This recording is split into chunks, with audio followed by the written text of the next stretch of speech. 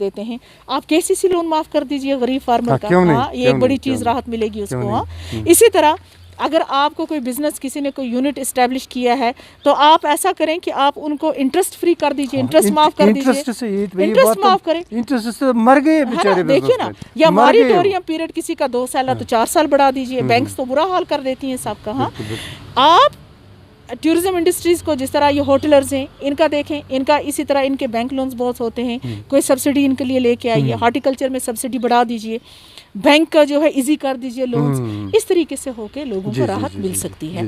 बाकी अगर हम कहेंगे है कि एक गरीब जो बिल्कुल अफोर्ड नहीं कर सकता है, आपने BPL रख के इसको APL बना दिया है। इसी किस्म के बहुत सारे इश्यूज हैं जो बिल्कुल लोगों को के साथ कनेक्ट करते हैं, गरीब लोगों के साथ कनेक्ट करते हैं। जैसे ये आवास योजना IAY था, IAY पिछले 2015 से है ही नहीं। अब उसको प्राइम मिनिस्टर आवास योजना नाम रखा हुआ है। मुझे बताइए, टीन शेड पे रहने वाला जिसको कुछ खाना नहीं है, ऐसे लोगों की प्रॉब्लम्स को एड्रेस करने की ज़रूरत है। हमारे पास रोड्स के लिए पैसा आ जाता है, हमारे पास बिजली के लिए पैसा आ जाएगा, पानी के लिए पैसा आ जाए, लेकिन ये गरीब जिसका कोई सोर्स ऑफ इनकम नहीं है, जिसका कोई बच्चा कहीं कोई काम नहीं कर रहा है, आपको पता है नौकरियां तो लिमिटेड होती भी नहीं है, प्राइवेट यहाँ कोई कंपनी इन्वेस्टमेंट भी नहीं करती है। ले दे के 2 सेक्टर है हमारा, tourism and horticulture and agriculture. Agriculture तो हमारा हॉर्टिकल्चर बैकबोन है। पिछले 2 साल से क्या हो रहा है आपने देखा, बर्फबारी हुई, सारे दरख्त खत्म हो गए, तो फार्मर्स को कुछ भी नहीं मिला। हाँ नथिंग, पीनट्स। इसी तरह अब आज हमने दावत दी है सफीना बेग से प्रोग्राम मुलाकात में आने की, हमने इनको दावत दी है। तो पहले इनका हम शुक्रिया अदा करते हैं प्रोग्राम में आने का, और इनका खैर मकदम भी करते हैं, हम स्वागत भी करते हैं।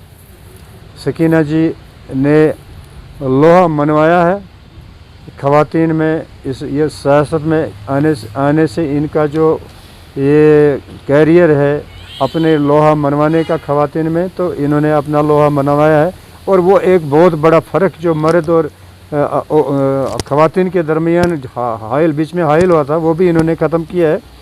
और वो इस बराबरी पर आए हैं कि मर्द और औरत की जो स्टेटस है वो बराबर है, इसमें कोई कमी नहीं है, न औरत में न मर्द में, ये बराबर लेवल पर आए हैं।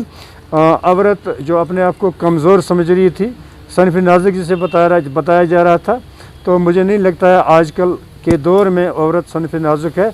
अगर थोड़ी सी बात इस पे हो जाए कि बहसत खातून आप किस नज़र से देखते हैं जो आजकल बराबरी का दौर चल रहा है, मर्द और ख़वातीन का स्टेटस जो वो बराबर आ गया है। आजकल जो डिप्टी कमिश्नर है, DCP डिप्टी कमिश्नर, वो औरत भी हो सकती है, मर्द भी हो सकता है, मिनिस्टर दोनों। समझो कि जैसे आप DDC है तो मर्द भी DDC आ सकता है, या पुलिस में या आर्मी में या मेडिकल में, हर एक जगह पे आज की ख़वातीन आ रही है। कोई ये फ़र्क जो आप बीच में आई थी, कोई है इसमें कुछ लगता है आपको कोई डिफरेंस है? शुक्रिया बहुत बहुत। और सबसे पहले अस्सलाम वालेकुम सब लोगों को, जो लोग ये देख रहे होंगे ये प्रोग्राम। देखिए औरत मर्द फ़र्क जो है ना, ये तो ये सारा इंसान के अपने जहन की बनाई हुई चीज़ है। अल्लाह ताला ने तो इंसान ही को बना के भेजा था। अब आप कहते हैं कि जिस वक्त सोसाइटी का कंसेप्ट आया था, अगर हम जाएं बहुत पीछे, सोसाइटी का जब कंसेप्ट हुआ तो वो फैमिली से बना। फैमिली बनती है मर्द और औरत से, और फिर आगे जाके उनकी औलाद। तो बेसिकली क्या था कि जिस वक्त एक औरत जो है, जो मर्द काम कर सकता है, फिज़िकली औरत को कमज़ोर क्यों समझा जाता है, मेंटली चाहे ना समझा जाए लेकिन फ़िज़िकली समझा जाता है कि क्योंकि औरत जो है बच्चा पैदा करती है वगैरह, जिसकी वजह से वो फ़िज़िकल वर्क या इस किस्म के काम जो है जो मर्द करते हैं उसमें वे औरत को थोड़ा फिजिकली कमज़ोर माना जाता है। तो ये बेसिकली डिस्ट्रीब्यूशन ऑफ वर्क था, डिस्ट्रीब्यूशन ऑफ लेबर। मर्द क्या काम करेगा, औरत क्या काम करेगी। लेटर ऑन जो है ये आहिस्ता आहिस्ता जितना ये एवोल्यूशन हुआ सोसाइटी में, तो ये इसने शेप ले ली जेंडर बायस की। तो खुद ही डिसाइड कर लिया लोगों ने, किसी ने कहा कि भाई नहीं, औरत ये काम नहीं कर सकती है, ये काम तो सिर्फ मर्दों के लिए एक्सक्लूसिव हैं। और जिसमें कि सियासत एक जो है, एक बहुत बड़ा जो है, इसमें सियासत एक बड़ा एक हिस्सा है। डिफरेंट प्रोफेशंस में से एक प्रोफेशन सियासत है, जिसमें अक्सर लोग ये समझते हैं कि शायद जो औरत है वो ना कर पाए मर्दों के मुकाबले में। आप देखिए एकेडमिक्स में देखिए तो आप देखिए हमारी बच्चियां जो हैं बहुत अच्छा करती हैं, साइंस में देखिए, मेडिसिन में देखिए, इंजीनियरिंग में देखिए, एडमिनिस्ट्रेशन में देखिए, लेकिन जैसे सियासत की बात हो जाती है तो एक हेजिटेशन सा आ जाता है, चाहे फैमिली की तरफ से हेजिटेशन हो, सोसाइटी की तरफ से हेजिटेशन हो। उसकी वजूहात हैं। वजूहात ये है कि ये एक चैलेंजिंग प्रोफेशन है और बहुत ही डोमिनेटिंग प्रोफेशन है, जिसे कहते हैं मेल डोमिनेटेड प्रोफेशन। ये एक रीज़न रहा है कि लोग जो हैं अपनी बच्चियों को या मर्द जो हैं अपनी बीवी को वो सोचते हैं ये टाइम ही ज़ाया हो रहा है। तो क्योंकि इसमें से अक्सर लोग ये समझते हैं कि आप अपना टाइम भी देते हैं, अपनी एनर्जी भी देते हैं, लेकिन नेट रिज़ल्ट क्या है। सपोज़ आप डॉक्टर हैं, नौकरी करते हैं, प्रैक्टिस करते हैं, पैसा कमाते हैं, इंजीनियर हैं तो आप, या वकील हैं, आपको एक मॉनेटरी बेनिफिट आ जाता है। जैसे सियासत की बात आती है तो आप अपना 100% देते हैं, लेकिन मेजॉरिटी लोग ये सोचते हैं कि इसका आउटकम कुछ नहीं है। हालांकि मुझे लगता है कि लोगों की ये सोच होनी चाहिए कि ये वाहिद एक ऐसा रास्ता है, अगर ईमानदारी से किया जाए, सिंसियरिटी से किया जाए, तो ये वाहिद एक ऐसी चीज़ है जिसमें खिदमत खल्क हो सकती है, लोगों की खिदमत हो सकती है। तो ये इंसान की सोच है। अब हम ये कहेंगे कि पॉलिटिक्स में जो है हमारे मुल्क में जो है जेंडर बायस है, नहीं जी बाहर यूरोप है, जैसे है अमेरिका है, वो जी बड़े एडवांस लोग हैं। नहीं, ऐसा बिल्कुल नहीं है। देखिए इंदिरा गांधी तो यहीं प्राइम मिनिस्टर, बेनज़ीर भुट्टो तो पाकिस्तान की प्राइम मिनिस्टर, ये इसका देखिए अपना बांग्लादेश में देखिए तो औरत प्राइम मिनिस्टर। रवांडा एक अफ्रीकन कंट्री है, सबसे छोटी कंट्री है जहाँ सबसे ज़्यादा आपको औरतें मिलेंगी मिनिस्टर्स और इसमें पॉलिटिक्स में। पहली दफ़ा अमेरिका में आज एक वाइस प्रेसिडेंट बनी है औरत। आज तक वहाँ औरतों को इतने रिप्रेजेंटेशन नहीं। So this is all basically mindset mindset है। सो आई डोंट थिंक सो कि अल्लाह की तरफ से बनाया हुआ कोई डिफरेंस है कि अल्लाह ताला ने कहा नहीं ये स्पेसिफिकली मर्द करेगा तो औरत नहीं करेगी, या ये स्पेसिफिकली औरत करेगी मर्द नहीं करेगा, ऐसा कुछ भी नहीं है। ये डिस्क्रिमिनेशन जो क्रिएट किया हुआ है ये हमारा अपना किया हुआ है। सफीना बेग जी का कहना है कि ये खाली सोच में है, कमज़ोरी सिर्फ सोच में है, बाकी जेंडर बराबर है। तो ये सोच में हमने निकालना है कि औरत कमज़ोर है, ये सोच में है, औरत कमज़ोर नहीं है, बल्कि ये स्टेटस बराबर है, इनका मर्द के बराबर है। जो काम मर्द कर सकता है वो औरत भी कर सकती है, लिहाजा इसमें कोई फ़र्क नहीं है। ये सफीना जी कह रही है। अच्छा सफीना जी, आपसे हम पूछना चाहते हैं, आप चेयरपर्सन बनी है DDC, तो आप सियासत में आ गई, आपने इलेक्शन लड़ा है, तो कौन सी ख्वाहिश थी आपको ये इलेक्शन में आने की? ये क्या आपके दिल में पैदा हुआ कि आप सियासत में आ गई? देखिए सियासत या और भी फील्ड थे? नहीं, देखिए मैं वकालत करती थी जी। मैंने वकालत कुछ साल की, लेकिन उसके बाद फैमिली रीजंस हो गए जिसकी वजह से मुझे वकालत छोड़नी पड़ी। लेकिन सियासत में जब ऑब्वियसली बेग साहब सियासत में तो डायरेक्टली इनडायरेक्टली मैं तो थी सियासत में। जी। वो तो इंसान उससे बच नहीं सकता है। लेकिन जहाँ तक कई दफ़ा मुझे ऑफ़र भी किया गया था इलेक्शन लड़ने का, लेकिन मैं नहीं थी इंटरेस्टेड। और तब तक मुझे ये भी था कि बेग साहब में मुझे ज़रूरत ही क्या है, मैं सेटिस्फाई भी थी because I was doing my work, जो मुझे कंट्रीब्यूट ही करना था, डायरेक्टली या इनडायरेक्टली करो। लेकिन ये जो DDC का इलेक्शन हुआ ये ऑल ऑफ सडन आ गया, बिकॉज लोगों का इतना प्रेशर आ गया, स्पेशली वागुरा ब्लॉक के लोगों का, कि आप हमारी कैंडिडेट होंगी। वो किसी पार्टी से वाबस्ता लोग नहीं थे, बल्कि वो आम लोग थे, सिविल सोसाइटी के लोग बहुत सारे थे, जिन्होंने बेग साहब को अप्रोच किया और उनको रिक्वेस्ट किया कि आप हमें कैंडिडेट दीजिए ये। और फिर सूरत हाल ये होगी कि मीनवाइल उसी दौरान बेग साहब ने क्विट भी कर दिया PDP को, तो मैं एक अजीब सी सिचुएशन होगी। तो उस वक्त मैंने हालांकि उनसे कहा कि आप कोई कैंडिडेट दीजिए, मैं उसको सपोर्ट करूंगी, लेकिन उन्होंने माना नहीं। तो समझिए ये इलेक्शन मुझे लड़ना पड़ा। और फिर मैंने अपनी जगह ये भी सोचा कि अगर इस वक्त मैं इन लोगों को छोड़ दूंगी तो ये ब्रीच ऑफ ट्रस्ट होगा, कल ये मुझ पर भरोसा नहीं करेंगे। तो जब उन्होंने मुझ पर भरोसा जताया तो मैंने उस भरोसे की इज़्ज़त रखी, और उसके बाद अल्लाह का शुक्र है और लोगों का साथ था कि मुझे मैंडेट मिला, उनका मैंडेट मिला। और उस मैंडेट की वजह से है, हालांकि एक बड़ा चैलेंजिंग सा इलेक्शन था, आपको पता होगा। एक तरफ से PAGD थी, दूसरी तरफ और भी पार्टियां थी, और बड़ा मेलाइन और गंदा सा डर्टी कैंपेन भी लोगों ने चलाया, बिकॉज बेग साहब की शख्सियत की वजह से, कि वो मुझे तो नुकसान नहीं पहुंचाना चाहते थे, बट वो चाहते थे उनको दिस डर्टी पॉलिटिक्स। इसमें इंसान हैरान होता है कभी कि लोग किस हद तक जा सकते हैं। इन्होंने एक ऐसी चीज़ जहाँ लोग खिदमत के लिए आते हैं, उसको किस तरीके से ये लोग गंदा बना देते हैं। जी आप 14 सेगमेंट के DDC है, चेयरमैन है, चेयरपर्सन है, 14 सेगमेंट आपके अंडर डेवलपमेंट है, अंडर डेवलपमेंट है। तो ये 14 सेगमेंट जो आप जहाँ पे ये आप डीडीसी चेयरपर्सन चेयरमैन बने हैं, तो आप अब जो चेयरमैन तो बने ही हैं, अल्लाह का शुक्र है, तो आप बने हैं, मगर अब क्या ख्वाहिश है आपको कि लोगों की खिदमत क्या करें, किस तरह से करना चाहती है? देखिए, पहले मैं आपके ना इसके प्रोग्राम के थ्रू उन तमाम लोगों को जो देखने वाले उनको ये कहना चाहती हूँ कि हमारा जब इलेक्शन हुआ उसके बाद 4 महीने लग गए इन लोगों को कौंसिल बनाने में। आपको पता ही होगा ना, जब तक चेयरमैन ना बने ये ना हो तो कौंसिल ही नहीं बनती है।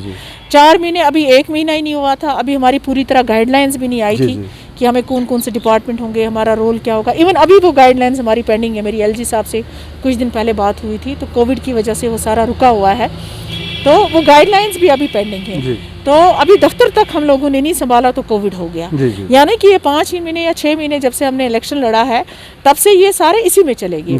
तो अभी राइट नो जो इस वक्त सिचुएशन है, इस वक्त हमारी ये दुआ है अल्लाह से, और तमाम जो फोकस है हमारा कोविड पे है। हम ये चाहते हैं कि जैसे अल्लाह ताला बेहतर करेगा, हालात बेहतर होगा। मेरी ये ख्वाहिश होगी जब सबसे पहले मैं जिन लोगों ने मुझे मैंडेट दिया है मैं उनके पास जाऊं और जितना हो सकेगा, बिकॉज यहाँ तो कैबिनेट मिनिस्टर भी रहे, लेकिन जो लोग ना करना चाहें, कुछ लोग होते हैं जो सियासत में चंद अपने वो लोगों को पाल के सियासत चलाते हैं। मैंने तो वो बेग साहब से सीखा नहीं है। मैं कोशिश करूँगी कि जितना मेरा मैंडेट है, जितने मेरे पावर्स है, उस हिसाब से मैं लोगों का काम करूँ जितना मेरा हो सकेगा।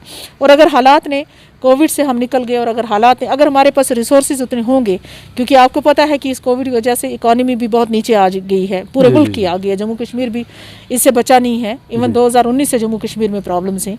तो जितने रिसोर्सेज अवेलेबल होंगे उस हिसाब से मैं लोगों को ये कहना चाहती हूँ कि आप लोगों के काम होंगे। कोशिश करूँगी सब ब्लॉक्स के काम करने की, आगे किसको मालूम है क्या है, लेकिन जो मैंडेट मिला है कोशिश करूँगी कि मैं इस पर पूरी उतर सकूँ। जी हम आपसे ये जानना चाहते हैं, बैक टू विलेज एक प्रोग्राम सेंटर ने शुरू किया था। जी हाँ, एडमिनिस्ट्रेशन ऑन डोर स्टेप, यही तो नारा लगा था मेरे ख्याल से। जी। तो तकरीबन 2 साल से चल रहा है, मेरे ख्याल से 2 साल से चल रहा है बैक टू विलेज। जी। अब 2 साल में गाँव जा कर के ये बैक टू विलेज प्रोग्राम में जो लोगों ने जो प्रॉब्लम्स हाईलाइट की थी, जो प्रॉब्लम्स बताई थी बैक टू विलेज जो सर्वे कर रहे थे, जैसे कि मैं बिजली का मामला था, किसी जगह पानी का मामला था, किसी जगह रोड का मामला था, किसी जगह हेल्थ इश्यूज़ थे, किसी जगह एग्रीकल्चर और हॉर्टिकल्चर का मामला था।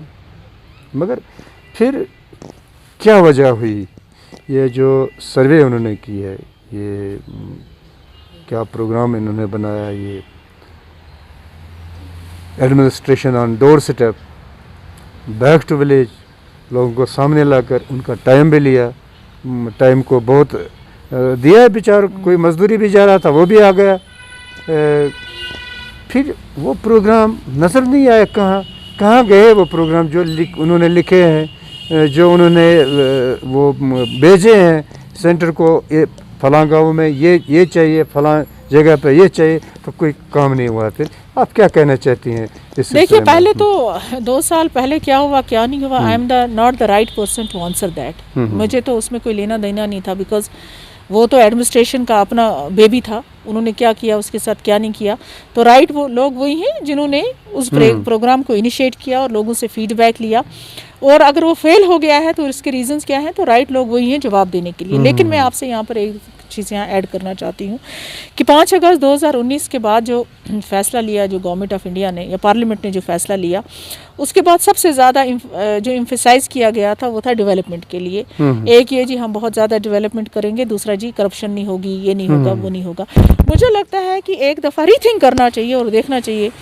यहाँ के जो अपने आजकल एलजी साहब हैं उनको देखना चाहिए, प्राइम मिनिस्टर साहब हैं, होम मिनिस्टर साहब हैं, इनफैक्ट गवर्नमेंट ऑफ इंडिया को देखना चाहिए। अभी तो खैर वो खुद कोविड की इस प्रॉब्लम से गुजर रहे हैं, लेकिन लेटर ऑन जब ये सबसाइड हो जाएगा तो उनको देखना चाहिए कि अगर उन्होंने कोई डेवलपमेंट के हवाले से कोई प्रोग्राम या कोई इनिशिएटिव यहाँ लिया तो क्या रीज़न है कि वो फेल हो गया ग्राउंड पे, है ना। जिस तरीके से हमारा इन्होंने डीडीसी इलेक्शंस करवाया, 2.5 साल के बाद लोगों को एक राहत मिली और लोगों ने बढ़ चढ़ के पार्टिसिपेट किया। आपको पता होगा, जो पहली स्टेटमेंट मैंने दी, मैंने कहा कि फ्री एंड फेयर इलेक्शन करने के लिए एलजी साहब को और गवर्नमेंट ऑफ इंडिया को मैं मुबारक पेश करती हूँ, और जम्मू कश्मीर के और ख़ास तौर पर कश्मीर के लोगों को मुबारक करती हूँ कि उन्होंने ये साबित करके दिखाया कि हम जमहूरियत पर यकीन रखते हैं। इसीलिए 5 अगस्त के होने के बावजूद भी उन्होंने बढ़ चढ़ के असेंबली इस डीडीसी के इलेक्शन में पार्टिसिपेट किया। अब मेरी ये ख्वाहिश है, ये गुजारिश है, जब भी राइट टाइम होगा हम बात करेंगे, हम उनको ये कहना चाहेंगे कि जमहूरियत को फ्लोरिश होने दीजिए। इन इंस्टीट्यूशंस को, कोई भी इलेक्ट होके आए, इन इंस्टीट्यूशंस को फेल नहीं कीजिए, बल्कि इन इंस्टीट्यूशंस को आप स्ट्रेंथन करने की कोशिश कीजिए। जी, डेवलपमेंट के हवाले से बात करेंगे। एक ग्राम सभा होती है जी पंचायत में, तो ग्राम सभा के हवाले से डेवलपमेंट प्रोग्राम बनते हैं जी कि नहीं बनते हैं? बनते हैं ना, बिल्कुल पंचायत लेवल पे। बिल्कुल।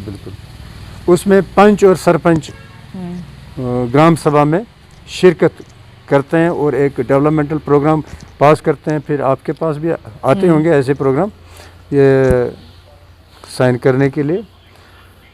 मगर एक शिकायत आम है लोगों में, जो ग्राम सभा बुलाई जा रही है, जो ग्राम सभा के मेंबर होते हैं पंच और सरपंच, वो लोगों से नहीं पूछते हैं कि करना क्या है, बिल्कुल, और डेवलपमेंट के हमारे पास क्या है, क्या चीज़ है हमें यहाँ जो नहीं हुई है करना है। गली बनाना है, कोचा बनाना है, बिजली लगाना है, ट्रांसफार्मर है, वगैरह वगैरह, पानी का मामला, ये ऐसे लोगों को नहीं पूछते हैं।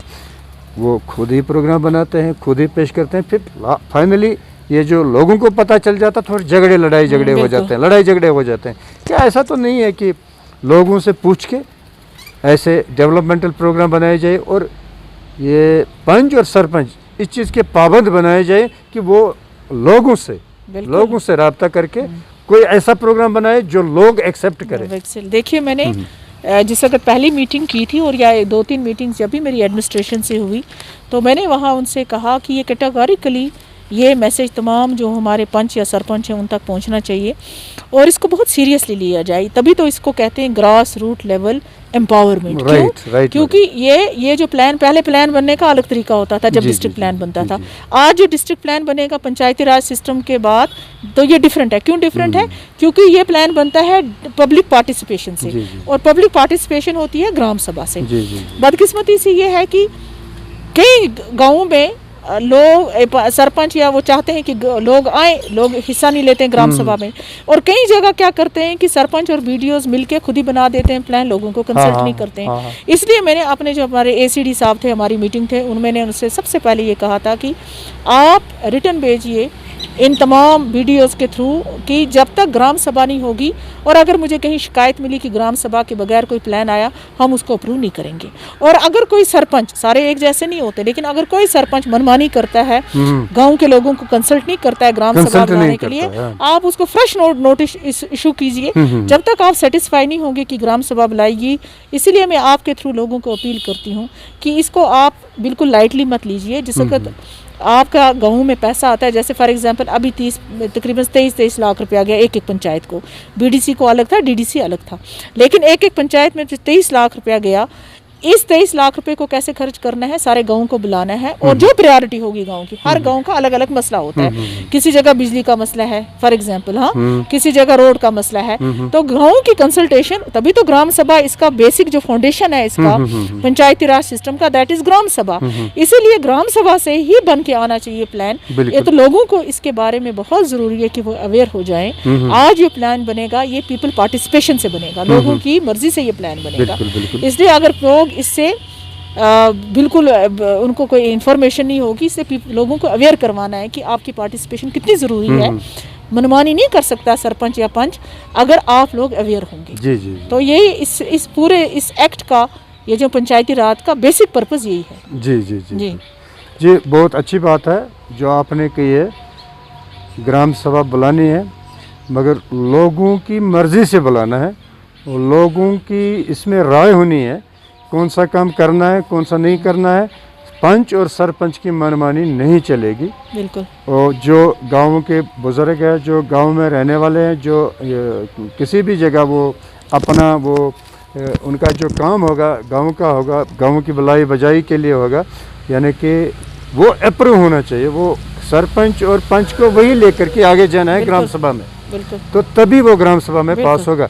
यानी कि मनमानी सरपंच और पंच की नहीं चलेगी ग्राम सभा में, बिल्कुल ऐसा तो नहीं है। लोगों को ये समझना है कि कोई प्लान सरपंच सिर्फ नहीं अकेला बना सकता और कोई प्लान बीडीओ के दफ्तर में नहीं बन सकता। जो बनेगा वो गांव के कंसर्न से ग्राम सभा से। जी, ये सफीना बे कह रही है जी। तो हम इनसे और जानना चाहते हैं कि आजकल करप्शन हुआ है, करप्शन स्टेट में बहुत बढ़ रहा है।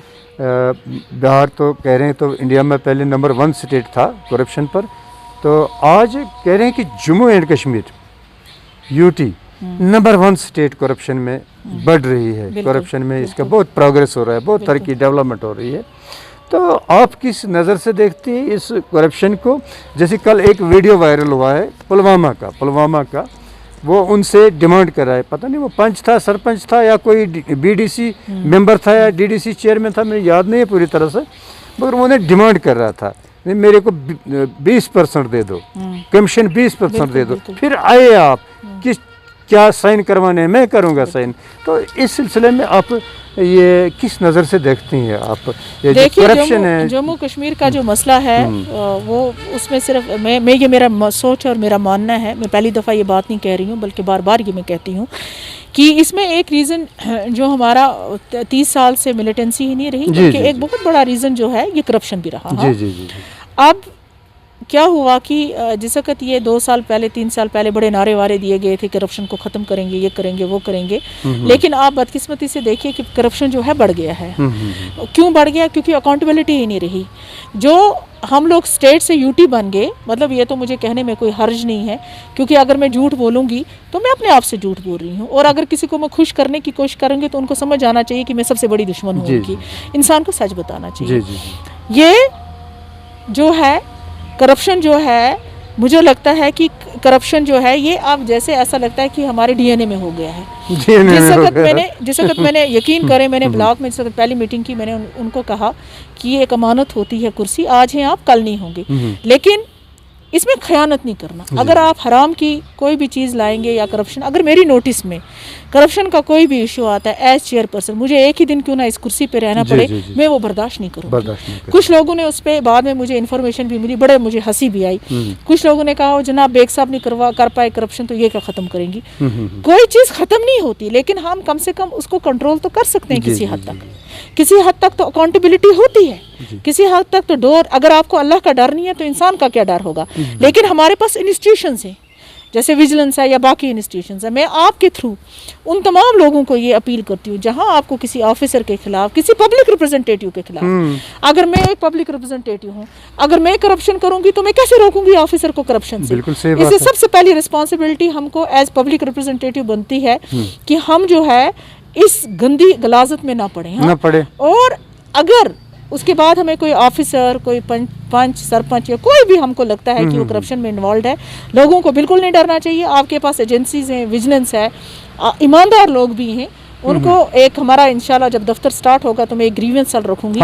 मैंने ये बिल्कुल सोचा है, it is very important to establish grievance there. बिल्कुल अभी हमारा बदकिस्मती से आपको पता है कोविड है, हेल्पलाइन भी हो सकती है, एक हेल्पलाइन एक हम रखेंगे, जिसमें मेरा यही लोगों से होगा कि जहाँ कहीं जो कोई ऑफिसर या जो कोई पब्लिक रिप्रेजेंटेटिव, चाहे वो बीडीसी हो, डीडीसी हो, पंच हो, सरपंच हो, या कोई ऑफिसर आपसे पैसा मांग के काम करवाना चाहता है, तो मुझे ये होगा कि मेरी प्रायोरिटी होगी कि सबसे पहले उसके खिलाफ एक्शन। जी मैडम, बिल्कुल सही वजह फरमाया आपने। आप हेल्पलाइन कायम करेंगे, आप ग्रीवेंस सेल कायम करेंगे, बहुत अच्छी बात है। ये तो फ़ायदेमंद बात है। जो लोग बात नहीं कर सकते हैं, आगे नहीं आ सकते हैं, वो हेल्पलाइन पर आपसे बात कर सकते हैं और ग्रीवेंस को नोट किया जा सकता है, तो बड़ी अच्छी बात है। मैडम, एक चीज़ हम आपसे जानना चाहते हैं कि आप प्रशासन से मुतमईन है, आप प्रशासन से मुतमईन है, जबकि स्कूलों की हालत ख़राब है, बच्चों की हालत ख़राब है, आधार का मामला है जो अभी पूरा बना ही नहीं है, मगर राशन उनका रोका गया है। 70-80 साल बुजुर्गों का राशन रोका गया है, क्यों? आधार नहीं बने। आधार की जिम्मेदारी जो सरकार ने ली थी बनाने की, मगर 70-80 साल के बुजुर्ग कि वो फिंगरप्रिंट मशीन नहीं ले पा रही है, जो आधार नहीं बने, तो इसकी सज़ा उनको दे रहे हैं। राशन उनका रोका जा रहा है, गलती सरकार से हो रही है, मगर राशन उनको नहीं मिल रहा है, बुज़ुर्गों को। और ताजिर परेशान है, लॉकडाउन की वजह से परेशान है, उनका जो रोज़ी रोटी का मामला है वो ख़त्म हो गया है। तो ताजिर समझते हैं कि एक पैकेज होना चाहिए, ताजिरों के लिए एक पैकेज होना चाहिए जो वाजिब भी बनता है, क्योंकि उनकी हालत ख़राब हो रही है, दिन ब दिन ख़राब हो रही है। और ये सारा कुछ लेकर के क्या प्रशासन से मुतमईन है? देखिए, कोविड की वजह से बदकिस्मती से ये एक ऐसी चीज़ है जो हमारे हाथ में तो नहीं है, किसी के हाथ में नहीं है। इसलिए सबसे पहले तो इम्पॉर्टेंट होता है इंसान की जान बचाना, फर्स्ट प्रायोरिटी है इंसान की जान बचाना। तो मुझे लगता है सबसे जो टोटल फोकस है, और मैं यहाँ पे आपको ऐड करना चाहती हूँ, मैंने सबसे पहले जिस वक्त कोविड हुआ था मैंने डीसी साहब को लेटर्स लिखी थी कि आप तमाम पंच सरपंच जो रूरल एरियाज़ में हमारी 60-70% पॉपुलेशन है, आप इन PRIs को, इनकी सर्विसेज को आप यूटिलाइज कीजिए, इसको लोकलाइज कर दीजिए, जो कि बाद में LG साहब ने निकाला भी ऑर्डर 1-2 दिन पहले। इसी तरह अर्बन एरियाज़ में आप ऐसा करें कि आप म्यूनसिपलिटी वार्ड वाइज करें, क्योंकि हमारा फोकस सिटी एंड टाउन्स पे रहता है और रूरल एरिया हमारा वाइड हो जाता है। और खुदा ना खास्ता अगर कोविड, मैं आपको बता देना चाहती हूँ, अगर खुदा ना खास्ता कोविड रूरल एरियाज में फैल गया तो नोबडी कैन कंट्रोल इट। अब जहाँ तक आप कहते हैं कि ये जो सारे इश्यूज हैं राशन को लेके Aadhaar, it is a total failure, it's a failure. हाँ,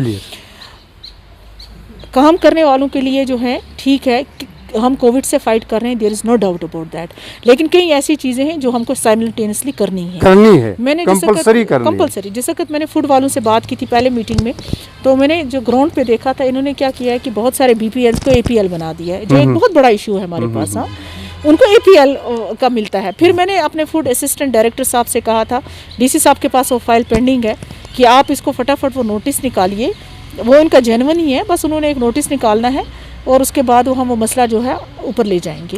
ये एक ऐसा इशू है कि एक गरीब जो बिल्कुल अफोर्ड नहीं कर सकता है, आपने BPL रख के इसको APL बना दिया है। इसी किस्म के बहुत सारे इश्यूज हैं जो बिल्कुल लोगों को के साथ कनेक्ट करते हैं, गरीब लोगों के साथ कनेक्ट करते हैं। जैसे ये आवास योजना IAY था, IAY पिछले 2015 से है ही नहीं। अब उसको प्राइम मिनिस्टर आवास योजना नाम रखा हुआ है। मुझे बताइए, टीन शेड पे रहने वाला जिसको कुछ खाना नहीं है, ऐसे लोगों की प्रॉब्लम्स को एड्रेस करने की ज़रूरत है। हमारे पास रोड्स के लिए पैसा आ जाता है, हमारे पास बिजली के लिए पैसा आ जाएगा, पानी के लिए पैसा आ जाए, लेकिन ये गरीब जिसका कोई सोर्स ऑफ इनकम नहीं है, जिसका कोई बच्चा कहीं कोई काम नहीं कर रहा है, आपको पता है नौकरियां तो लिमिटेड होती भी नहीं है, प्राइवेट यहाँ कोई कंपनी इन्वेस्टमेंट भी नहीं करती है। ले दे के 2 सेक्टर है हमारा, tourism and horticulture and agriculture. Agriculture तो हमारा हॉर्टिकल्चर बैकबोन है। पिछले 2 साल से क्या हो रहा है आपने देखा, बर्फबारी हुई, सारे दरख्त खत्म हो गए, तो फार्मर्स को कुछ भी नहीं मिला। हाँ, नथिंग, पीनट्स। इसी तरह अब राइट नो इनको जिस तरह अभी पिछले दिनों इन्होंने वो डल वालों के लिए, पोनी वालाज या गुलमर्ग के उनको लिए कुछ पैकेज इशू के बनाया है। इसी तरह से इनको 2-3 चीज़ें करनी चाहिए। नंबर 1 ये कि अगर ये लोन जो है KCC लोन जो होता है ये फार्मर्स के लिए, मुझे लगता है कि इनको उस पर, हमारे यहाँ कितना एक लोन होगा KCC, आपको बड़ी बड़ी स्टेट्स हैं जहाँ हज़ारों करोड़ आप माफ़ कर देते हैं, आप KCC लोन माफ़ कर दीजिए गरीब फार्मर का। हाँ, ये एक बड़ी चीज़ राहत मिलेगी उसको। हाँ, इसी तरह अगर आपको कोई बिजनेस, किसी ने कोई यूनिट इस्टेब्लिश किया है, तो आप ऐसा करें कि आप उनको इंटरेस्ट फ्री कर दीजिए, इंटरेस्ट माफ कर दीजिए, इंटरेस्ट माफ करें। इंटरेस्ट से मर गए बेचारे, देखिए ना, या मॉरिटोरियम पीरियड किसी का 2 साल तो 4 साल बढ़ा दीजिए। बैंक्स तो बुरा हाल कर देती हैं सबका। हाँ, आप टूरिज्म इंडस्ट्रीज को, जिस तरह ये होटलर्स हैं, इनका देखें, इनका इसी तरह इनके बैंक लोन्स बहुत होते हैं, कोई सब्सिडी इनके लिए लेके आइए, हॉर्टिकल्चर में सब्सिडी बढ़ा दीजिए, बैंक का जो है इजी कर दीजिए लोन्स। इस तरीके से होके लोगों को राहत मिल सकती है। बाकी अगर हम कहेंगे कि टीवी पे आने से या ये सब, अगर आपके पास हम समझ सकते हैं आपके पास एक लिमिटेड रिसोर्सेज हैं, लेकिन राइट नो हमारी सिचुएशन जो है, हमने देखना है कि हमारी प्रायोरिटी क्या है। राइट नो लोगों को भी अंडरस्टैंड करने की जरूरत है। लोग ये समझते हैं हमारा अभी क्या, अभी रोड भी बन जाना चाहिए, एक वो ना जादू की छड़ी घूम के, अभी क्या, अभी हमारा ये मसला भी हल होना चाहिए। राइट नो हमारी प्रायोरिटी ये होनी चाहिए किस तरीके से हम ये जो बिलो पॉवर्टी लाइन या गरीब लोग हैं या बिजनेसमैन जो है या हॉर्टिकल्चर एग्रीकल्चर वाला जो है, जो पैसा हमारा सर्कुलेट होता था वो तो बंद हो चुका है, लेकिन अगर यही पैसा जो है हम सोशल सेक्टर में यूज करके इनकी मदद कर सकते हैं, तो मुझे लगता है हमारी प्रायोरिटी सख्त वो होनी चाहिए। ये एडमिनिस्ट्रेशन को भी अंडरस्टैंड करने की जरूरत है और ये आम लोगों को भी अंडरस्टैंड करने की। बिल्कुल मैडम बहुत वजह फरमा रही है, शर्मा बिल्कुल सही फरमा रही है एक पैकेज होना चाहिए जो सफ़र कर रहे हैं, बिजनेसमैन जो सफ़र कर रहे हैं या जो बाकी स्कूल वगैरह जो सफ़र कर रहे हैं, एक पैकेज होना चाहिए, रिवाइव के लिए एक पैकेज होना चाहिए। और बैंक इंटरेस्ट बिल्कुल मैडम इत्तेफाक करते हैं वो माफ़ होना चाहिए, नहीं लेना चाहिए। अच्छा मैडम, एक चीज़ यहाँ पे मुझे जहन में आ रही है, इंटरेस्ट का कोई क्राइटेरिया नहीं है, नॉर्म्स भी नहीं है। जो बैंक जैसे उसकी मर्जी वैसे ले लेता है, किसी से 10% ले लेते हैं, किसी से 12%, किसी से 15%।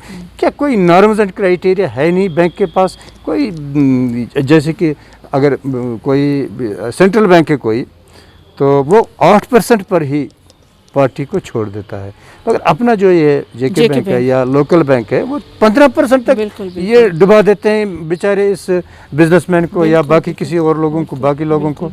तो कोई ना इसमें कुछ नहीं कर सकते हैं। जब पिछली बारी कोविड का हुआ था ना, तो तब गाइडलाइंस आई थी कुछ रिजर्व बैंक की, तब मैंने बात की थी किसी से, मैंने कहा ये गाइडलाइंस थोड़ा जम्मू कश्मीर के लिए, जम्मू कश्मीर को खाली कोविड ने ही थोड़ा मारा है। जम्मू कश्मीर वैसे भी हमारे तकरीबन 5-6 साल, तो अगर हम काउंट करेंगे 2008 से लेके 5-6 साल तो हमारे हड़तालों में चले गए पहले। हाँ, उसके बाद फिर 5 अगस्त के बाद हमारी वजह से तो नहीं हुआ ना, कश्मीरियों की वजह से, वो गवर्नमेंट ऑफ इंडिया ने या पार्लियामेंट ने एक डिसीजन लिया एंड वी पीपल सफर्ड, हमारी इकॉनमी नीचे आ गई। उस वक्त हमारा टूरिज्म का बहुत ज़्यादा सीजन था टूरिज्म का, बाद में कोविड आ गया।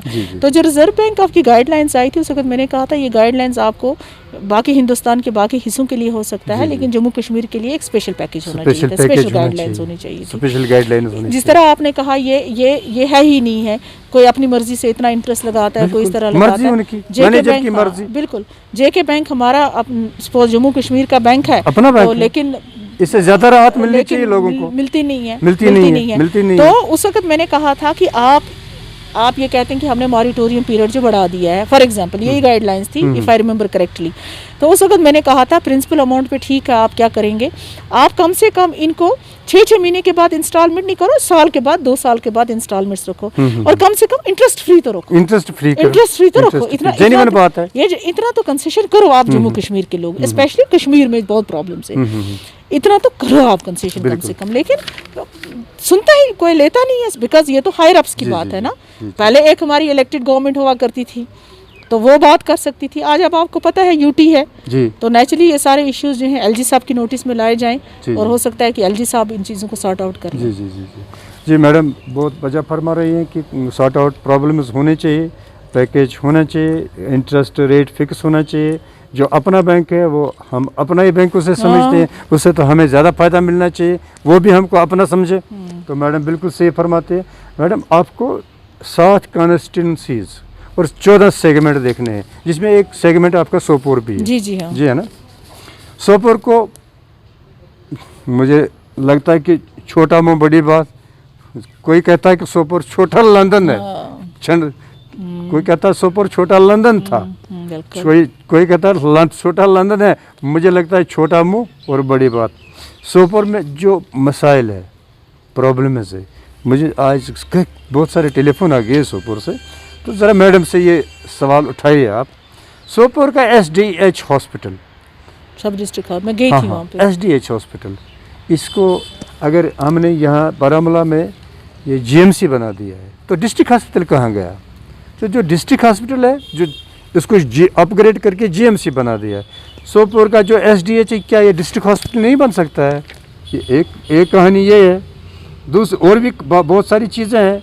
अगर बाज़ार में चलेंगे हम, बाज़ार में सोपोर तकरीबन 1 लाख लोग से ज़्यादा रहते हैं सोपोर में, बाज़ार में किसी जगह वॉशरूम नहीं है। ये तो कितनी शर्म की बात है, वॉशरूम नहीं है, पानी का कोई नल नहीं है बाज़ार में, प्रॉपर पीने का कोई नल नहीं है बाज़ार में।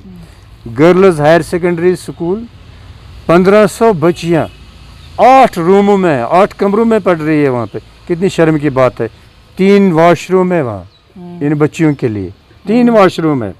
तो इन 3 वॉशरूम में क्या कर 1500 में, तो ये मुझे लगता है नाजायज़ है, बिल्कुल सरासर ये जुल्म है, इंतहा। ये अपग्रेड नहीं हो सकता है। ये देखिए एक छोटे से कंपाउंड में उसको रखा गया है। प्रॉपर सोपोर है ना कस्बा, ये बिल्कुल हकीकत है, बिकॉज हमें तो अभी पता भी नहीं था। रोड की खस्ता हाली है, कोई पूछता नहीं है। और भी पता क्या करें, सैलरी के लिए है, सैलरी के लिए पैसे है, मगर इस रोड को एक ट्रक 2000 2500 में आ सकता है? चलो 10-10 रुपये जमा करो लोगों से, तो एक ट्रक कम से कम डाल दो, एक गाड़े जो जितने बन गए हैं, तब जब सैलरी के लिए पैसा आता है, ये काम के लिए पैसे कहाँ जाते हैं? इसमें ये जो दिमाग जो लग गई है ना सोपोर को ख़त्म करने के लिए, यही प्रॉब्लम बारामूला वालों की भी है। बारामूला से भी यही शिकायतें मिल रही हैं। सर मैं आपसे पार्ट होल्स का काम शुरू हो गया है हमारा। जी जी जी। आप देखिए तो इस सूरत में क्या किया जाए? क्या किया जाए? देखिए मैंने फिर से कहा ना कि हमारे 3 साल जो हो गए, लोगों को भी समझना चाहिए। 2019 से लेकर पिछले साल भी कोविड में गया, ये साल जब हमारा वर्किंग सीजन होता ही पहले कितना है? जी जी। हमारा 6 महीने होता है ज्यादा वर्किंग सीजन, 6 या 7 महीने। और क्या होता है उसमें आपको, उसके बाद आपको पता है इसका एक प्रोसेस होता है। ये मत है कि इंसान बैंक में से पैसे निकालेगा और किसी को हवाले करेगा जी काम लगाओ। आपको पता है इसमें टेक्निकल अप्रूवल, बाकी सैंक्शन वंक्शन, उसमें कितना लंबा प्रोसीजर होता है। वो प्रोसीजर खत्म होने के बाद टेंडर होता है, टेंडर के बाद वो सारी चीजें होती हैं, फिर जाके काम लगता है। एक लंबा चौड़ा प्रोसेस होता है। लोग आम इंसान को ये चीजें पता नहीं है। मान लिया, लेकिन हाँ सोपोर टाउन जो है, कस्बा जो है, बिल्कुल हकीकत कह रहे हैं, इग्नोर हुआ है, टोटली इग्नोर हुआ है।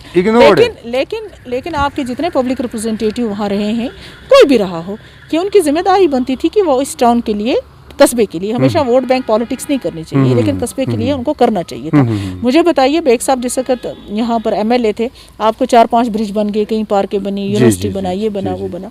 इसी तरह सोपोर में भी उस वक्त जो बड़े बड़े रोड्स बने हैं, ये तभी जो फाइनेंस और प्लानिंग मिनिस्टर थे बेग साहब। अब जहाँ तक कस्बे की बात है, कस्बे में इश्यूज हैं। एक तो कंजेशन है, बहुत कंजेशन है, डेवलपमेंटल इश्यूज है, कंजेशन है। जहाँ तक वहाँ उनके मेन रोड की बात है, वो मैं इनको कह दूंगी, हमारे जो अपने RNB के हैं, कि वो पॉट होल्स का काम वहाँ शुरू करेंगे।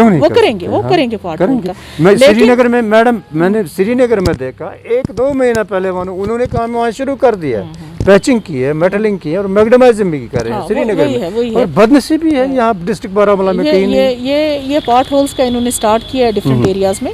और मैंने आज भी बात की, हमारे एग्जन साहब आए थे, कि जितना जल्दी हो सके आप रोड्स पे काम कीजिए, रोड्स को प्रायोरिटी दीजिए। रोड्स का काम चलना चाहिए, हर ब्लॉक में चलना चाहिए। जहाँ तक बाकी इश्यूज आपने कहा है, हेल्थ के हवाले से बिल्कुल सही कह रहे हैं आप। हेल्थ इंफ्रास्ट्रक्चर हमारा जो है वो is not up to the mark, काफी गिर गया। इवन पूरी जम्मू कश्मीर में is not up to the mark. कई जगह PHCs बनी है तो स्टाफ नहीं है, कई जगह मशीनें नहीं है, कई जगह डॉक्टर नहीं है, कई जगह पैरामेडिकल नहीं है, कई जगह बिल्डिंग है तो अंदर से कुत्ते घूम रहे होते हैं। ये हकीकत है, ये हर जगह ये प्रॉब्लम है। हाँ, इसी वजह से और कुछ डेडवुड है हमारे हेल्थ डिपार्टमेंट में। मैं डरती नहीं हूँ कहने से, नहीं डेडवुड है, मैंने वो आइडेंटिफाई करके रखे। मैंने इनफैक्ट DC साहब से, ये तो शान है हमारी है, मैंने डिस्कस किया DC साहब से कि कोविड में I don't want to disturb administration. मैं डिस्टर्ब नहीं करना चाहती हूँ एडमिनिस्ट्रेशन को, क्योंकि कोविड है, इसलिए हम इस वक्त इंसानियत का तकाजा, हम सब कॉपरेट करेंगे। आपको पता होना चाहिए, मुझे खुद भी कोविड था, उसके बावजूद जैसे मैं ठीक हुई, मैंने यहाँ विजिट किया। जैसे मुझे सोपोर से फ़ोन आया, मैंने सोपोर हॉस्पिटल विजिट किया, कोविड के और ये हॉस्पिटल का देखने के लिए। इंफ्रास्ट्रक्चर की प्रॉब्लम, मशीनरी की प्रॉब्लम, मेन पावर की प्रॉब्लम, तीनों प्रॉब्लम्स हैं। और specially health, education and health sector में, specially education and health sector में। लेकिन अब ये रातों रात ये चीज़ें तो ठीक होने वाली नहीं है। जहाँ तक हेल्थ का है, क्या करें, आज आपको पता है कितना मुश्किल होता है मीटिंग करने का। कोविड की वजह से मैं खामोश हूँ, लेकिन ये आपके प्रोग्राम के थ्रू मैं उनको कहना चाहती हूँ कि जो लोग मैंने आइडेंटिफाई किए हैं, जो डेडवुड है, जो डेडवुड हर चीज़ को ना करते हैं और उन कुर्सियों पे बैठे हुए हैं और हर चीज़ को ना से स्टार्ट करते हैं, मैं इंशाल्लाह कमिश्नर सेक्रेटरी से वो चीज़ें उठा रही हूँ। क्योंकि मुझे डिस्ट्रिक्ट बारामूला में जो है, अगर इस किस्म का कोई भी एडमिनिस्ट्रेशन में होगा, मेरा काम है वो चीज़ें हायर अथॉरिटीज़ के सामने उठाना। और मुझे पता है कि हमारे बहुत अच्छे ऑफिसर्स हैं, कोऑपरेट करते हैं डिस्ट्रिक्ट बारामूला में, एक्सेप्ट कुछ लोग हैं। लेकिन मैं वेट कर रही हूँ, सिर्फ वेट इस हद तक कर रही हूँ कि जैसे एज सुन एज इंशाल्लाह हम इस मैस में से निकलेंगे, मैं LG साहब से मिलूँगी, मैं चीफ सेक्रेटरी साहब से मिलूँगी। और ये जो रोड़े अटकाते हैं और जिनको अगर कोई प्रॉब्लम है, we don't want such kind of people in our district. और आई एश्योर यू कि मैं सोपोर इंशाल्लाह हालात बेहतर हो जाएं। जो ये मसले मसाइल हैं, चाहे वो एजुकेशन के हवाले से हैं, चाहे वो हेल्थ के हवाले से हैं, या जो तीन आपने मेंशन किए, मैं एक्सक्लूसिव मीटिंग सोपोर की करूंगी। और जितना मुझसे हो सकेगा, जितना मुझसे हो सकेगा, मैं ज़्यादा से ज़्यादा रिकमेंड कर सकती हूँ आगे। हाँ, और नहीं करेंगे तो दैट इज़ देयर फेलियर। मेरा काम है आपके इश्यूज को आगे रिकमेंड करना। Recommend अगर ये करना। आगे नहीं करेंगे तो ये इनका फेलियर है। जी, जी। लेकिन लोगों को पता होना चाहिए कि इस वक्त मेरी नोटिस में कोई चीज़ आएगी तो जी, मैं जी। बैठने वाली नहीं। जी जी जी जी जी मैं थोड़ा सा यहाँ पे एक याद आ रहा है मेरे को। एक स्कीम बन रही है सीर जागीर से, एक पावर लिफ्ट से एक स्कीम बन रही है पानी की। सीर को भी पानी देना है, संग्रामा को भी पानी देना है और इसके साथ में चिनड़ को भी पानी देना है। पैसे भी आ गए हैं, सीर वालों ने पानी ले लिया है, बाकी जगहों को भी पानी मिला है, मगर अभी चिनड़ वालों को पानी नहीं दे रहे हैं। बात एग्जन से हुई है, बात सुपरिटेंडेंट से हुई है। पैसा चीफ इंजीनियर ने बेच दिया है अकाउंट में। जिसका लैंड लिया है संग्रामा वाले से, जिसका लैंड लिया गया है उसको अभी तक पैसे नहीं मिल रहे हैं, जबकि पैसा आ गया है एडीसी साहब के अकाउंट में है, उसको पैसा ही नहीं मिल रहे हैं अभी। फिर जब ये शिकायत कर रहे हैं हम पीएचई सुपरिटेंडेंट से, हमने कहा कि भाई ये मामला क्या है, तो वो कहा भाई वो पैसा ही नहीं मिला, तो ज़मींदार हमने काम करने नहीं देता है क्योंकि लैंड उसका है। जब उसको पैसे नहीं मिला तो काम ऐसे हम कैसे करेंगे? तो थोड़ी सी मुदाखलत आपकी इंटरेस्ट ये मैं लिख लूंगी आपका इशू, और उसके बाद मैं बात करूंगी कंसर्न अथॉरिटी सुपरिटेंडेंट साहब से बात, चीफ साहब ने, चीफ इंजीनियर साहब वानी साहब ने, आप ये डाल दीजिएगा मसला। जी जी जी जी। अच्छा मैडम, मैं आपसे पूछना चाहता हूँ कि सोसाइटी में, समाज में, ये मेरा अपना ज़ाती आपसे क्वेश्चन है, मीडिया का क्या रोल है? मीडिया चाहिए कि नहीं चाहिए? ये काम कर रहा है कि नहीं कर रहा है? मीडिया में कहीं तो जैसे मैं कह रहा हूँ वो लोग 10% है, वो 20% है, वो ये कह रहे हैं, वो कह रहे हैं। ऐसा तो नहीं है कि मीडिया की कोई ज़रूरत ही नहीं है। मीडिया तो ऐसा कुछ तो काम का तो रहा ही नहीं कि कोई आवाज़ लोगों के सामने लाए, किसी को बताएं कि नहीं जी लोगों में तकलीफ़ है, वो है, ये है। तो ऐसा तो नहीं है कि मीडिया गलत प्रोपेगेंडा कर रहा है या गलत चीज़ बता रही है या लोगों एडमिनिस्ट्रेशन को गुमराह कर रही है। तो ऐसा तो नहीं है, आप क्या समझते हैं? देखिए, मीडिया जो है हमारा एक सबसे इम्पोर्टेंट पिलर है जमहूरियत का। मीडिया ना हो तो लोगों के और सबके जो इश्यूज़ हैं वो सामने आ नहीं सकते। जी जी। लेकिन किसी 1, 2, 3 लोगों की वजह से किसी प्रोफेशन को बदनाम नहीं किया जा सकता। जी जी जी। अच्छे लोग बुरे लोग हर प्रोफेशन में होते हैं, सो मीडिया में भी है। बदकिस्मती ये होगी कि जो हमारा सोशल मीडिया है, और सोशल मीडिया में हम कोई भी पॉजिटिव चीज़ नहीं करते, बल्कि 80% लोग नेगेटिविटी, गाली गलोच, किसी की इज्जत उतारना, फेक न्यूज़ बना के देना। तो कभी कभी मैं आज ही नहीं, मतलब मैं अक्सर कहती हूँ कि हम लोग अभी उतने सिविलाइज्ड ही नहीं है कि हम सोशल मीडिया यूज़ करें। हमारा सिर्फ एक ही काम होता है सोशल मीडिया पे किस तरह किसी दूसरे की पगड़ी उतारना है। बदकिस्मती है, very unfortunate, this is very unfortunate. आपके प्रोफेशन की वजह से जो है ये एक ऐसा प्रोफेशन है जो बहुत ही रिस्पेक्टफुल प्रोफेशन है, लेकिन बदकिस्मती हो गई है। मैंने कहा ना, अच्छे लोग भी हैं, बुरे लोग भी हर प्रोफेशन में होते हैं। कुछ लोग मोबाइल उठा लेते हैं, अगर उनको कोई 10 रुपए जेब में डाल दे तो न जाने कैसी कैसी स्टोरीज सोशल मीडिया पे डाल देंगे। This is very very unfortunate. इस किस्म की येलो जर्नलिज्म को जो है बिल्कुल जो है मैं करती हूँ, क्या कहते हैं, इसकी बहुत ही ज़्यादा मजम्मत करती हूँ कि उन जैसे लोगों की वजह से आप जैसा जो है एक नोबल प्रोफेशन और एक बहुत ही अच्छा प्रोफेशन जो है वो चंद लोगों की वजह से तमाम लोग जो हैं उस शैडो में आ जाते हैं। And this is very unfortunate. अच्छा, आखिर में आप मैडम, आपसे हम कहना चाहते हैं कि आप अपना पैगाम दीजिए ख़वातीन के नाम। ख़वातीन के नाम उनको अब आना है इस फील्ड में, क्योंकि जो वो डिफरेंसेस थी वो सब ख़त्म हो गई। अब कोई कमज़ोर नहीं है, कोई, मुझे नहीं लगता अब वो स्टेटस बराबर है। एक खातून आर्मी में भी है, पुलिस में भी है, मेडिकल में भी है, ये है पुलिस में भी है, हर एक जगह पे अब ये ख़वातीन की रिप्रेजेंटेशन है। तो ये नज़र में रखकर आप ख़वातीन के लिए क्या पैगाम देना चाहती है? देखिए, एक औरत के लिए, औरत माँ भी होती है, बहन भी होती है, बीवी भी होती है, लेकिन जो सबसे बड़ी चीज़ होती है औरत को जो अल्लाह ताला की तरफ से मिला हुआ है वो है माँ। सो ये जो माँ वाला कैरेक्टर होता है ना, कंपैशन वाला, कंपैशन, हाँ, ये एक माँ वाला। सो मैं कभी कभी कहती हूँ कि औरत एक ज़मीन की तरह है, यू नो, अर्थ, जो हर चीज़ को एब्जॉर्व कर लेती है।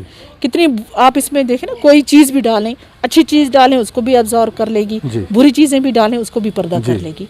तो अल्लाह ताला आपको फ़ख्र होना चाहिए कि आपको अल्लाह ने एक औरत की रूप में या एक औरत की सूरत में ज़मीन पे लाया। क्योंकि मेरा ये मानना है, मेरा ये अकीदा है कि हमसे एक्सपेक्टेशंस भी ज़्यादा हैं। मैं एज ए वाइफ, मुझसे एक्सपेक्टेशन ज़्यादा हैं, एज ए मदर मुझसे एक्सपेक्टेशन ज़्यादा हैं, और अगर मैं किसी प्रोफेशन में हूँ मुझसे एक्सपेक्टेशन ज़्यादा हैं।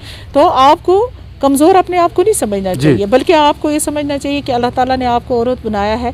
दैट मीन्स अल्लाह ताला ने आपको ज़्यादा स्ट्रेंथ दी है, ताकत दी है हर चीज़ को आगे चलाने की, बढ़ाने की। और एक चीज़ मैं आप अपनी बच्चियों को ये कहना चाहूँगी कि इंसान को ये प्यार वाला, ये कंपैशन वाला हमेशा रखना चाहिए, ये क्योंकि यही हमारी सबसे बड़ी खासियत है, कंपैशन। लेकिन कभी अपनी डिग्निटी पे कॉम्प्रोमाइज़ नहीं करना चाहिए। और बाकी ये जो है, ये सब हमारे यहाँ पे है, इट्स इन आवर माइंड। जिस वक्त आप ये अपने आप को बराबर का ये समझेंगे कि सबसे पहले अपने आप को ट्रीट करेंगे कि मैं एक इंसान हूँ, तो ये सारे भेदभाव, डिस्क्रिमिनेशन, ये चीज़ें ख़त्म हो जाएंगी। आप इस लेवल से बहुत ऊपर चले जाएंगे। बिल्कुल आप मैडम बजा फरमा रही है, डिस्क्रिमिनेशन ख़त्म होना चाहिए, स्टेटस बराबर आना चाहिए। मगर मुझे लगता है अभी भी बहुत ज़रूरत है, अभी भी बहुत ज़रूरत है समझने और समझाने की। तो एक जगह पे डोमेस्टिक वायलेंस हो रही है ख़वातीन पर, एक जगह पे होम वायलेंस होती है ख़वातीन पर, एक जगह हस्बैंड वायलेंस होती है ख़वातीन पर, किसी जगह पे इसको बोल रहे हैं कि नहीं डावरी ले आओ। बिल्कुल। हाँ, ये भी वायलेंस है। तो अभी ये अनंतनाग साइड में तो किसी का मकान भी जला दिया गया था, इसी वजह पे। तो इस सिलसिले में आप लोग ख़वातीन की बहुत रहनुमाई कर सकती है और बहुत मदद भी कर सकती है उन ख़वातीन की जो इस तूफ़ान में झगड़े हुए हैं, जिनका डोमेस्टिक वायलेंस हो रहा है। तो क्या मैं सही कह रहा हूँ? बिल्कुल। देखिए, कोई अगर ये समझेगा कि हमारे कश्मीर की सोसाइटी में ये चीज़ें नहीं हैं तो गलत है। हाँ, हमारे यहाँ पर और प्रॉब्लम्स थी। जैसे आपको पता है, ये हालात ख़राब थे, मिलिटेंसी थी, जिसकी वजह से ये तमाम क्राइम्स जो औरतों के हवाले से जो क्राइम्स थे, ये बैक बर्नर पे चले गए। तो इस वजह से इवन मीडिया में भी ये ज़्यादा बढ़ चढ़ के नहीं आता है। मतलब किसी जगह डावरी डेथ होगी या फॉर एग्जांपल किसी औरत का मॉलेस्टेशन हो, रेप हो या कुछ हो, वो एकदम वो खबर जो है ब्लूम हो जाती है। लेकिन जम्मू कश्मीर में अगर ये कोई कहता है कि इस किस्म का क्राइम नहीं है तो गलत है। इस किस्म का क्राइम बिल्कुल हमारी सोसाइटी में है, लेकिन पीछे है, नज़र नहीं पड़ती थी, बिकॉज क्योंकि और रीजंस थे। तो मुझे लगता है कि बिल्कुल मैं वुमेंस विंग की प्रेसिडेंट भी रही थी पीडीपी में, आपको तो पता ही है स्टेट की। तो उस वक्त भी मेरा ये होता था, मैंने कई जगह प्रोग्राम्स किए, कई ऐसी लेडीज़ को भी मिली हूँ। मेरा ये है कि इस किस्म की जो औरतें हैं, इनफैक्ट मेरे कई इंटरव्यूज़ आप देखें, मैंने उस वक्त कहा था कि अगर जम्मू कश्मीर के हालात जो रहे पिछले 30 साल से, इसका नुकसान जो सबसे ज़्यादा किसी ने उठाया, यहाँ के नौजवान और औरतें उठाया। देखिए, एक औरत चाहे उसका हस्बैंड मर जाता है, फॉर एग्जांपल हमारे यहाँ ऐसे कितने केसेस हैं हाफ विडोज़ के, उसका हस्बैंड मर जाता है, चाहे वो पुलिस की गोली, आर्मी की गोली या मिलिटेंट की गोली से मरे, लेकिन अल्टीमेटली वो औरत सफ़र करती है। उसको पूछने वाला कोई नहीं होता, ना ससुराल में कोई पूछता है और ना ही अपने मायके में कुछ पूछता है। हाँ, तो वो एक ऐसा ह्यूमन इशू था जिसको किसी गवर्नमेंट ने एड्रेस नहीं किया, चाहे वो सेंट्रल गवर्नमेंट हो या स्टेट गवर्नमेंट हो। हमारे पास मेजॉरिटी एक ऐसी औरतें हैं जिनका पूछने वाला कोई नहीं है, और ना ही गवर्नमेंट की तरफ से ऐसी कोई भी स्कीम आई कि हम इन इश्यूज़ को जो है एड्रेस करें। तो ये एक बदकिस्मती है, क्या कर सकते हैं। हमारे यहाँ बहुत इश्यूज़ हैं औरतों के, लेकिन इसको कोई एड्रेस नहीं करता है, प्रॉपर तरीके से एड्रेस नहीं करता है। मुझे याद है, मैंने कहा था कि अगर कभी ऐसा कोई, हमारी गवर्नमेंट जब पीडीपी की हुआ करती थी, तो तब मैंने बात की कि अगर कोई इस किस्म की कुछ बजट में कोई चीज़ रखी जानी चाहिए, कोई एक परसेंटेज रखी जानी चाहिए जहां हम इस किस्म की औरतों को सेल्फ एम्प्लॉयमेंट, एक छोटा सा सेंटर खोल लिया, कुछ खोल लिया, ताकि वो अपने पाँव पे खड़े हो सके, कोई प्रोसेसिंग यूनिट बना कर दे दिया, कुछ कर दिया, लेकिन किसी गवर्नमेंट ने कोई इंटरेस्ट नहीं लिया। चलिए, आज हम मैडम का बहुत बहुत शुक्रिया करते हैं कि इन्होंने थोड़ा सा वक्त हमारे लिए भी निकाला है, और हमने तकरीबन वही बात की है जो नाज़रीन हमसे पूछना चाहते थे, और आपने हमसे पूछा और हमने मैडम से पूछा, और मैडम ने जवाब दे दिया आपको। तो बड़ी अच्छी बात है, बड़ी अच्छी खूबी से, बेहतरीन तरीके से मैडम ने हर एक सवाल का हमारे सवाल का जवाब दिया है। तो नाज़रीन, आप समझते होंगे कि मैडम बता रही है कि जो वो फ़र्क है मर्द और औरत में वो है नहीं, वे खाली सोच, ये खाली सोच है फ़र्क का। तो आप औरतों को भी आगे आना चाहिए, उनको भी काम उन पढ़ाने में उनको सबसे ज़्यादा आगे आना चाहिए। और जैसे मैडम इस वक्त कह रही है कि जो इनका स्टेटस है, अपना ख़वातीन का भी अपना स्टेटस बनाना है, तो लिहाजा हम आज इस प्रोग्राम में मैडम का स्वागत जो हमने किया है इसका शुक्रिया अदा करते हैं और बहुत बहुत शुक्रिया। और इनके शुक्रिया में हम इंशाल्लाह अगर कोई बात कहना बाकी रह गई है तो इंशाल्लाह अगली मुलाकात में वो बात इनसे कहेंगे। आप हमको कहते रहना, इंशाल्लाह हम यहाँ तक पहुँचाते रहेंगे और मैडम से जवाब लेते रहेंगे। तो हम इनका बहुत बहुत शुक्रिया अदा करते हैं, इनका स्वागत है इस प्रोग्राम में आने का, शुक्रिया।